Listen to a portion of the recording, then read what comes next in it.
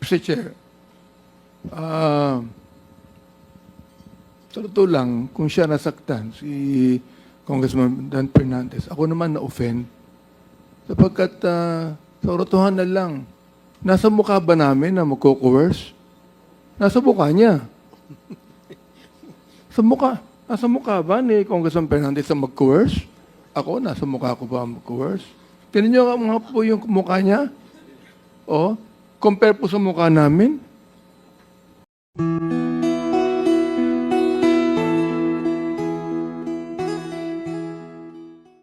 You stated under oath that you stand by the truthfulness of your statements here in this affidavit. Tama po? Yes, Your Honor. Yes. And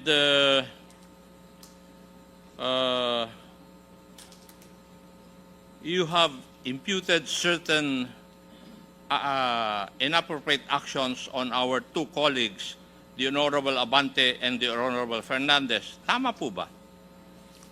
Your Honor, I will stand by my statement in the Senate under oath, That is and I not would an like to invoke appropriate- my right to self-incrimination, Your That Honor. is not an appropriate answer to my question.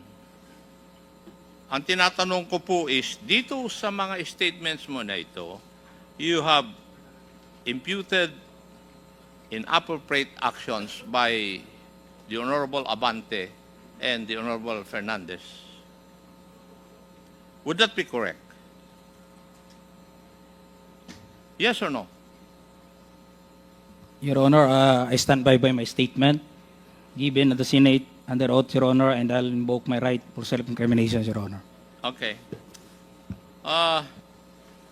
May I ask the Honorable Abante and the Honorable Fernandez? Ngayon ako makaganti, Mr. Chairman. And if I may, let me remind the two congressmen that you are under oath. In the statement or sworn statement of Colonel Grijaldo,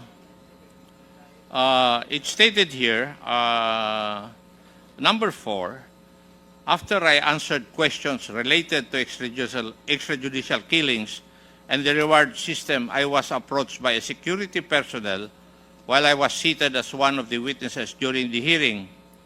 The said person told me that I was being summoned by Congressman Dan Fernandez.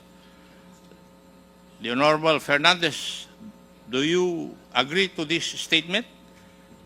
Yes, Your Honor. Okay.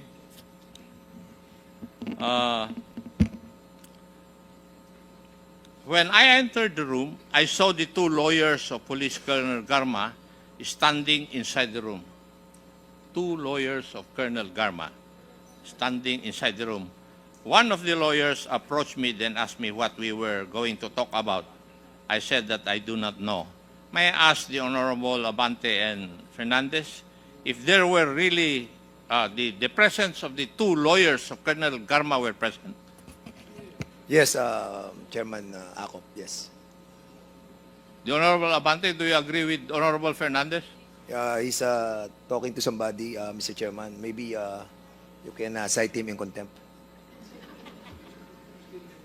Chairman Abante, you're being asked. Chairman Abante, you're being asked by Chairman Acop to confirm the statement. Do you agree with the statement of Colonel Grijaldo that there were two lawyers of Attorney Garma present when you talked with Colonel Grijaldo in a room? Yes, yes, Your Honor. There were two lawyers present. Thank you, Your Honor. And according to the affidavit of Colonel Grijaldo,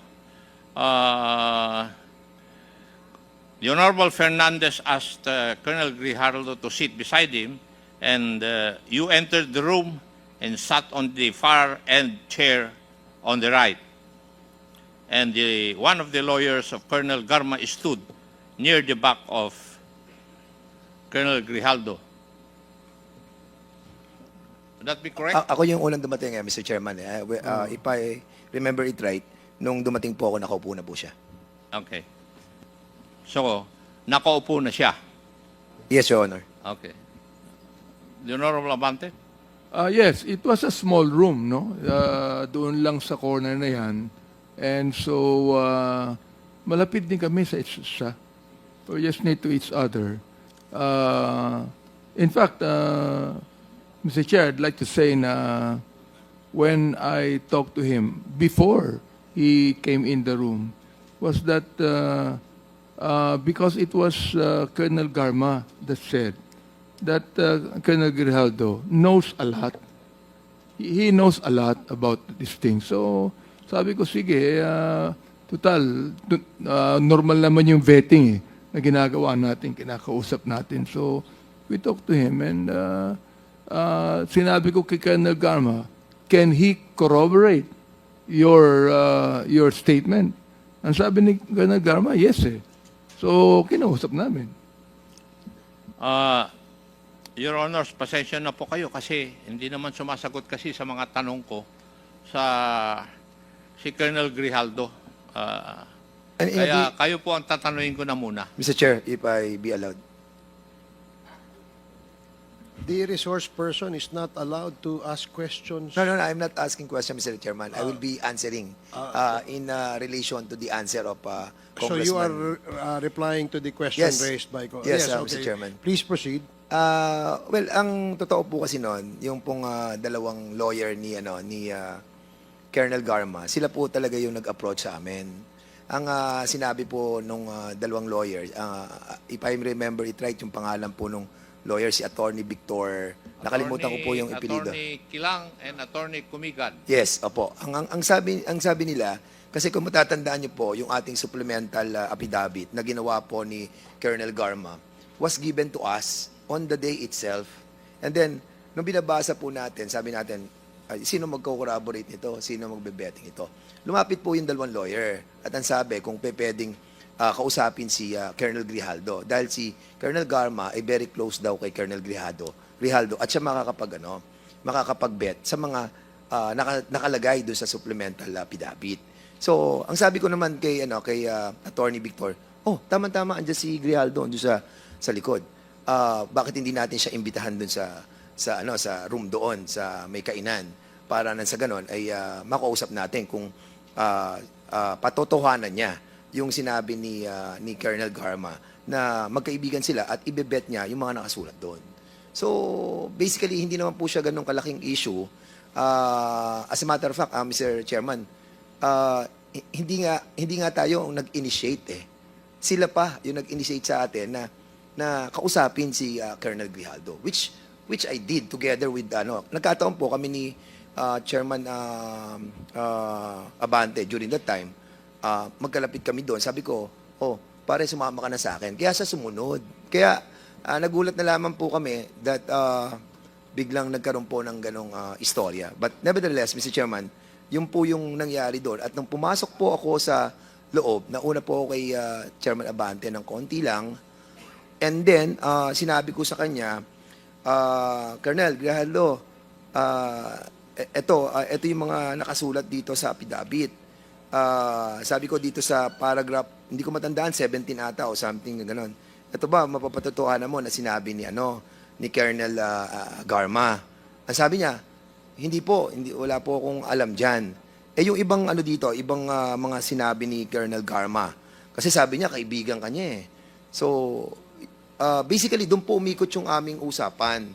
Siguro maabot po yun ng mga less than 10 or 15 minutes. And then, nung sinabi niya talaga wala siyang alam, edi lumabas na po kami.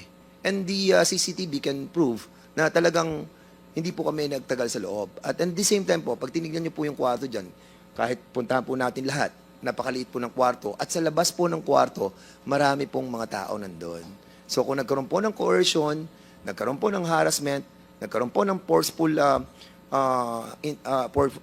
force galing po sa amin, I think malalaman po ng mga taong nandyan. And even the CCTV, nung lumabas po siya dyan sa ng pintuan niyan, makikita po natin na yung itsura niya, hindi naman po siya mukhang na-coerce eh. Mukhang masaya pa nga po siya.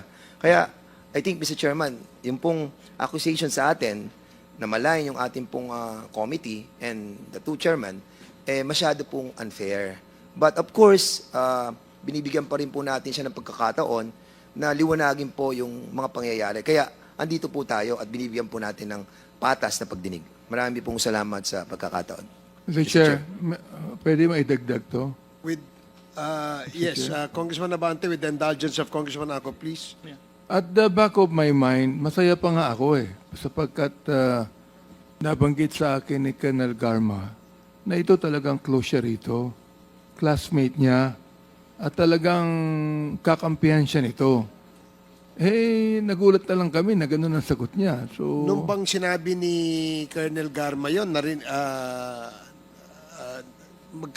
magkasama na kayo ni Congressman Dan? Hindi, ako hindi ko nakausap si Colonel Garma. ako ang kumusta sa kanya, hindi niya nakausap. Ako mismo kumusta sa kanya. At sino ang nakarinig na sinabi ni Colonel Garma sa inyo yan, na Congressman? Palagay ko walang nakarinig sapagkat in confidence sinabi niya sa akin When I asked her, who can corroborate your statements? Binanggit niya yung pangalan ni Colonel Grijaldo. Natuwa naman ako sapagkat very close daw sila, classmate niya, at talagang kakampihan siya nito. All of a sudden, kalaban pala niya. And Thank you, Congressman Abante. Mr. Chairman, para i-corroborate lang po yan.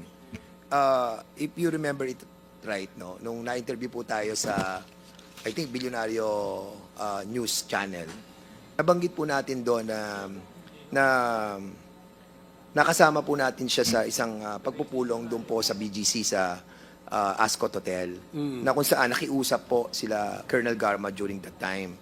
And during that time, we were shocked, ikaw, saka ako, Mr. Chair, na nakita natin si Colonel Grijaldo doon.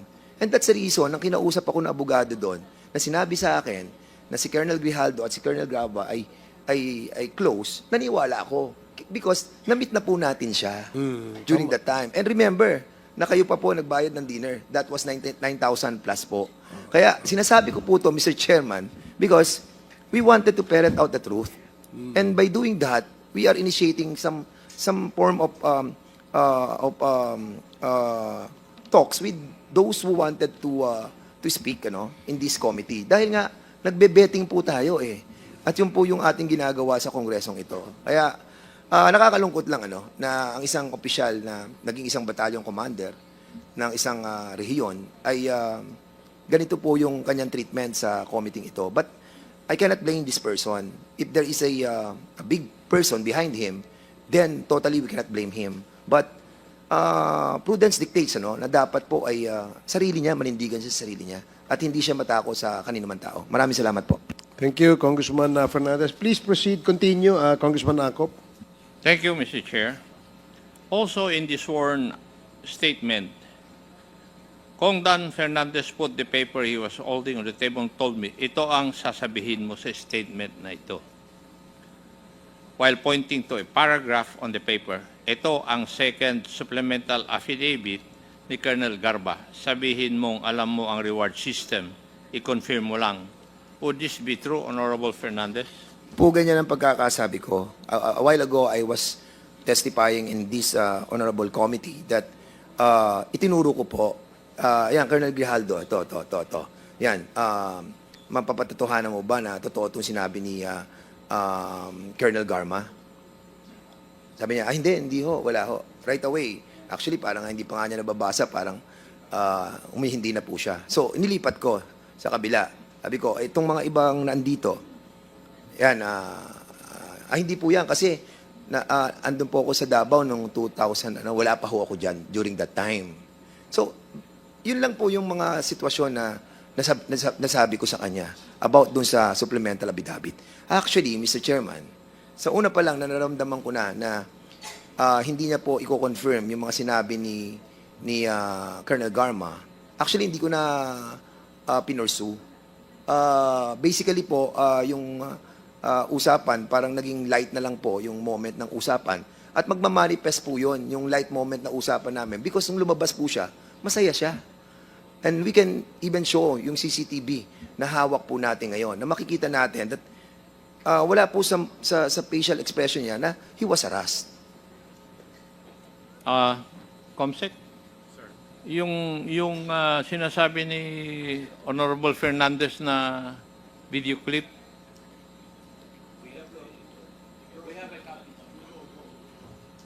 Comsec floor. Do you have a Comsec. video? PM. O yan. Colonel Grijaldo enters the holding room. At 7:17:59 p.m., Attorney Emericio Kilang enters. At 7:18:11 p.m., Attorney Rotsiv Comigat enters. At 7:19 p.m., Congressman Dan Fernandez enters. At 7:20:35 p.m., Congressman Benny Abante enters. At 7:35:35 p.m., Congressman Dan Fernandez and Benny Abante leave the holding room. At 7:36:14 p.m., Colonel Grijaldo exits with Attorney Kilang and Attorney Comigat. At 7:36:25 p.m., Colonel Grijaldo, all smiles, is seen conversing with Jimmy Fortaleza. I wished it. Sinungaling yan. Thank you, Comsec. Yun pong kay Honorable Abante naman, paragraph 14 of the affidavit. Kong Abante asked me how many years do I still have with the PNP. I answered I still have 4 years before retirement. Then he made the remark, pwede ka pang maging general. I humbly responded to him, masaya na ako sa ranggo ko, sir. Pagkatapos nito, uuwi na lang ako at magtatanim na lang ako ng kamote sa amin. Mr. Chair, I cannot recall, no? Pero kung yan man, nasabi ko, ako ba'y, meron ba akong karapatan na i-promote siya? Sapagkat sinabi niya ron, gusto ko siyang ipapromote. Anong karapatan ko para i-promote siya? Para lang siya magsabi ng gusto kong sabihin niya. Masyado namang akusasyon yan na kahit kailan, hindi ko ginawa kahit kanino. Thank you, Honorable Abante. Paragraph 15. The cordial conversation between us continued. So, walang animosity. Would you agree with that, Your Honors? Na cordial yung conversation niyo? Well, actually, Mr. Chairman, di mo pa binabanggit yan. Kanina sinabi ko nga, after na tinanong na namin yung mga ilang provision dun sa paragraph niya, na alam ko na hindi naman tayo makakakuha ng magandang resulta dun sa confirmation ng betting, sabi ko nga, naging light na lang yung usapan. Hindi ko na alam kung ano yung mga napag-usapan. At, but after that, umalis na ako. Tapos, sumunod na si Congressman Benny. Pero dinagdag niya sa kanyang... Mr. Chair, tama. Tama ho. Tama yung sinabi ni Chairman Dan na very cordial. Very light ang usapan namin. Para mang nabibiroan pa kami dun eh. Nabanggit niya na siya magtatanim na ng kamote. Hindi ba biro yun? Yung ba totoo ba yun na magtatanim talaga siya ng kamote pagkatapos na mag-retire? Saka, in all due respect, Mr. Chair, if I may, Mr. Chair, may I be allowed to speak? Kasi, alam niyo po, napakasama naman po ng magiging action namin if we have done something like that without the prior approval of the members of the the chairman of the Quadcom. Never na ginawa po ng bawat isa sa atin yan na meron po tayong gagawing betting ay hindi nalalaman po ng ating pong mga kasamahan. And yung pong, most especially, kung yung pong coercion at harassment na kung gagawin po namin ay mapuput into jeopardy, lahat ng ginawa po ng Quadcom. And hindi naman po kami ganun ka-bobo para gawin yung bagay na yon na alam namin na magkakaroon ng bad repercussion kung sakali na hindi mag-a-agree po si Colonel Grijaldo. And well, ako kasi medyo basically nasaktan po ako doon kasi nga I was expecting that Colonel Garma through sa mga lawyers niya na binanggit na hindi, si Colonel Grijaldo was my parang kasakasamahan na niya before and they were very close. And yung expectation mo na sasabihin niya doon na kino-confirm niya, then suddenly nawala. Kaya po ako medyo na-disappoint during that time. But of course, kasama yun, marami na tayong ganyang kausap na talagang afterwards hindi naman talaga na-confirm. But yun na nga, nagpapasalamat po ako sa committee na to na nabigyan po tayo ng pagkakataon para liwanagin tong issue na talagang nahirapan po tayo dahil sa hindi po pag-attend ni Colonel Grijaldo. Mr. Chair, sa totoo lang, kung siya nasaktan, si Congressman Dan Fernandez, ako naman na-offend. Sapagkat sa katotohanan lang, nasa mukha ba namin na magko-coerce? Nasa mukha niya. Sa mukha. Nasa mukha ba ni Congressman Fernandez na mag-coerce? Ako, nasa mukha ko ba mag-coerce? Tignan niyo nga po yung mukha niya.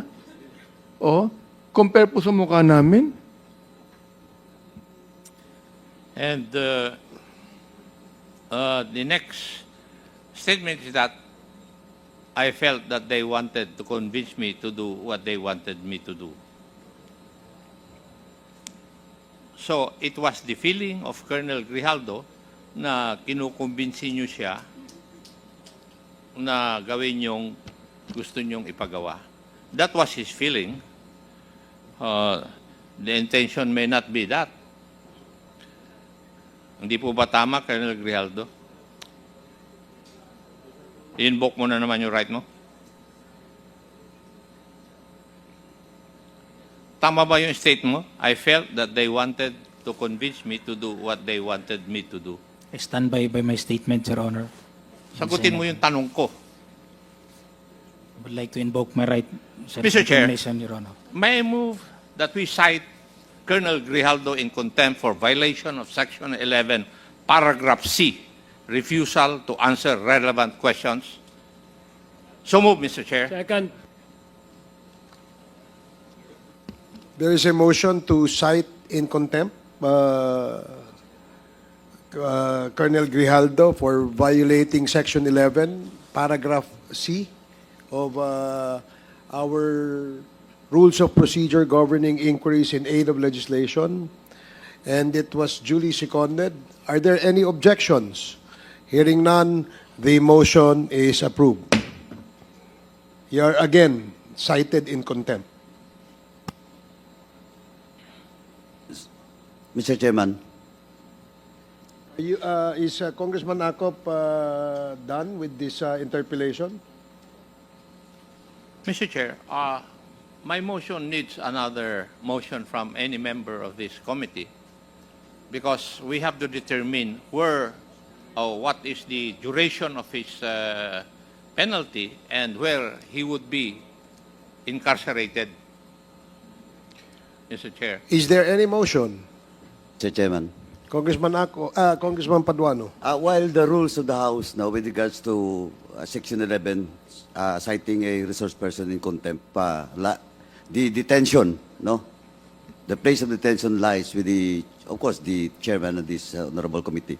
May I respectfully move, Mr. Chairman, that we will transfer, in this contempt order, I move that we will detain Colonel Grijaldo at para malapit-lapit lang sa batasan at Station 6, Mr. Chairman. So move, Mr. Chairman. Are you referring to Station 6 of the Quezon City, Mr. Chairman. Dito lang yan sa batasan eh.